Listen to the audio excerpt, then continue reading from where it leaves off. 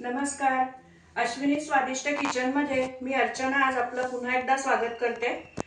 आज आपण नाश्त्याचा प्रकार किंवा वन डिश मील म्हणून करता येईल असा एक पौष्टिक प्रकार आपण बघणार आहोत. आज आपण पोह्याची थालीपीठं पाहणार आहोत. नाश्ता म्हटलं की आपण पोहे, उपमा, शिरा, धिरडी, घावन हे वेगवेगळे प्रकार करतो. पोह्यामध्ये सुद्धा तुम्ही वेगवेगळे प्रकार करत असाल किंवा यापूर्वी सुद्धा व्हिडिओज आपले आलेले आहेत पोह्याचे वेगवेगळ्या प्रकाराचे. पण आज मी तुम्हाला जो पदार्थ दाखवणार आहे तो बहुतेक तुम्ही आधी केलेला नसेल, पण मी तुम्हाला सांगते एकदा तो नक्की करून बघा, तुम्हाला तो नक्की आवडेल. तर आधी आपण त्याचे साहित्य पाहून घेऊया आणि मग पुढे कृती करूया. आज पोह्याच्या थालीपीठासाठी लागणारं साहित्य मी तुम्हाला दाखवते आधी. हे आपण जाड पोहे घेतलेले आहेत. बाजारातून पोहे आणल्यावरती आपण ते चाळून निवडून घेतलेले आहेत आणि 2 पाण्यातनं स्वच्छ धुवून घेतलेले आहेत. आता मी त्याच्यावरती थोडासा पाण्याचा हापका मारते, म्हणजे तो पोहे अगदी मऊ होतील. एक बाउल आपण कणिक घेतलेली आहे. पाऊण कप आपण डाळीचं पीठ किंवा आपण बेसन म्हणतो ते घेतलेलं आहे. 2 मध्यम आकाराचे कांदे आपण बारीक चिरून घेतलेले आहेत. 3-4 हिरव्या मिरच्या जाडभरड आपण त्याचं वाटून घेतलेलं आहे. 1 टेबलस्पून आपण पांढरे तीळ घेतोय. 1 टीस्पून लाल तिखट, चवीनुसार मीठ, अर्धा टीस्पून धने पावडर आहे, अर्धा टीस्पून जिरे पावडर आहे, पाव टीस्पून हळद आहे, पाव टीस्पून हिंग आहे, 1 टीस्पून आपण किचन किंग मसाला घेतलेला आहे. हा मसाला सुद्धा आपला घरी केलेला आहे, याची लिंक मी तुम्हाला डिस्क्रिप्शनमध्ये देते. 1 टीस्पून आपण आलं लसूण पेस्ट घेतलेली आहे. 1 टीस्पून आपण कसुरी मेथी घेतलेली आहे आणि गार्निशिंगसाठी आपण कोथिंबीर बारीक चिरून घेतलेली आहे. एवढ्या सगळ्या साहित्यात आपला हा पौष्टिक नाश्ता तयार होतो आहे. आता आपण पुढची कृती पाहूया. आता आपण पोह्याच्या थालीपीठासाठी लागणारा गोळा मळून घेऊयात. हे बघा, आपले पोहे छान मऊ झालेले आहेत. ते मी आता तसराळ्यात घेते, मोठ्या कुंड्यात घेते. ते आपण आता छान मऊ करून घेऊयात. हाताने त्याचा गोळा तयार करून घेऊयात आणि मग बाकीचं साहित्य त्यात घालूयात. ते मी तुम्हाला दाखवते. हे बघा, अगदी मऊ छान भिजलेले आहेत पोहे. हाताने कुस्करून घ्यायचे आहेत सगळे पोहे. हे बघा, आपले पोहे आता छान मी मळून घेतलेले आहेत, छान मऊ झालेले आहेत. आता आपण त्याच्यावरती आपलं घेतलेलं बाकीचं साहित्य घालून घेऊया. पहिल्यांदा मी 1 कप कणिक घेतलेली आहे, ती घालून घेते. डाळीचं पीठ घालते, कांदा, मिरचीचा ठेचा,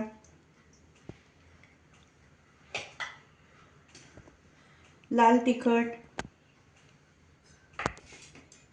मीठ, किचन किंग मसाला घातलाय, धने पावडर, जिरे पावडर, हळद, हिंग, आलं लसूण पेस्ट आहे, कसुरी मेथी थोडी चुरून घालते, म्हणजे पदार्थाला त्याचं चव छान लागेल, वास छान लागेल. थोडेसे तीळ मी याच्यामध्ये घालून घेते थालीपीठामध्ये. बाकीचे आपण वर्ण थालीपीठाला लावणार आहोत. आणि ही आपली बारीक चिरलेली कोथिंबीर. आता आपण गोळा नीट मळून घेऊयात. बहुतेक पाणी लागणार नाही, पण लागलं तर थोडंसं घालायला लागेल. ते आता आपण पाहूया.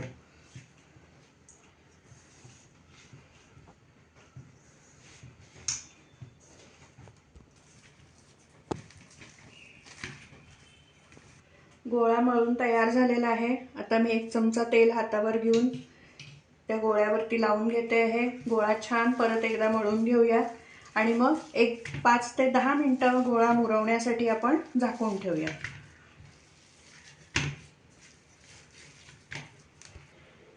बघा आपला गोळा छान तयार झाला आहे, मऊ छान भिजलेला आहे. एक 5 ते 7 मिनिटं आपण हा गोळा भिजवत ठेवूया आणि मग पुढची कृती करूया.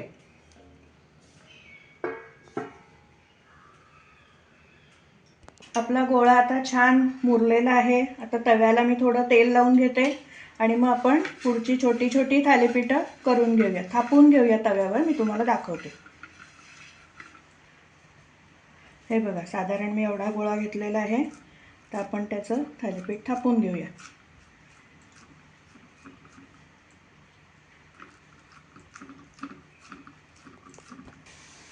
हे बघा, आपलं थालीपीठ छान थापून झालेलं आहे. आता आपण याला भोकं पाडून घेऊ आणि त्याच्यामध्ये थेंब थेंब तेल सोडूया.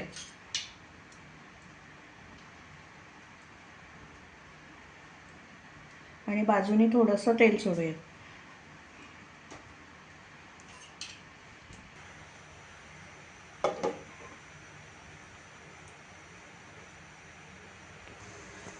थोडेसे तीळ मी वरनं घालते आहे आणि मग आपण झाकण ठेवून थालीपीठ छान भाजून घेऊया.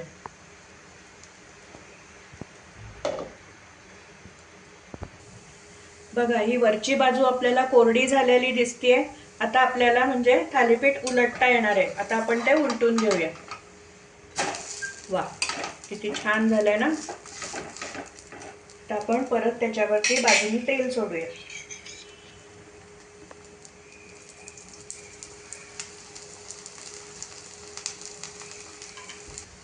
आता आपण हे दुसरी बाजू 2 मिनिटं झाकून ठेवूया.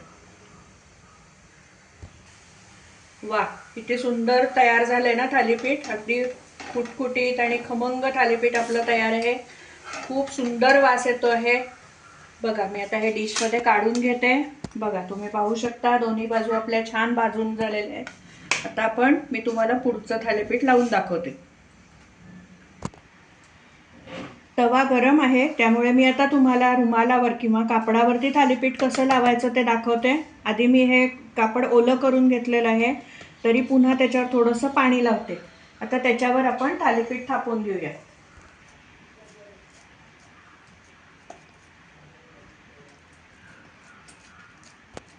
हे बघा, आपण हे रुमालावरती छान थालीपीठ थापून घेतलेलं आहे. ते आता आपण तव्यावरती घालूया.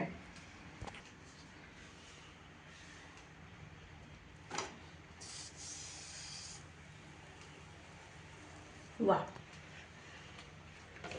आता आपण त्या थालीपीठामध्ये तेल सोडून घेऊया.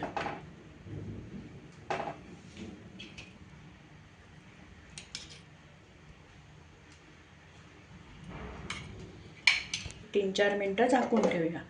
गॅस मध्यम आचेवरती ठेवायचा आहे.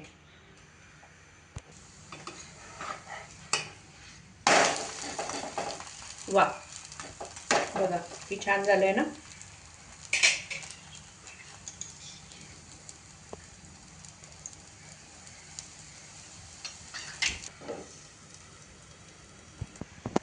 या साहित्यामध्ये आपली साधारण 5 ते 6 मध्यम आकाराची ही थालीपीठं तयार होतात. आहे की नाही करायला सोपं आणि चविष्ट पदार्थ. तुम्ही नक्की करून बघा आणि मला कमेंटमध्ये नक्की सांगा.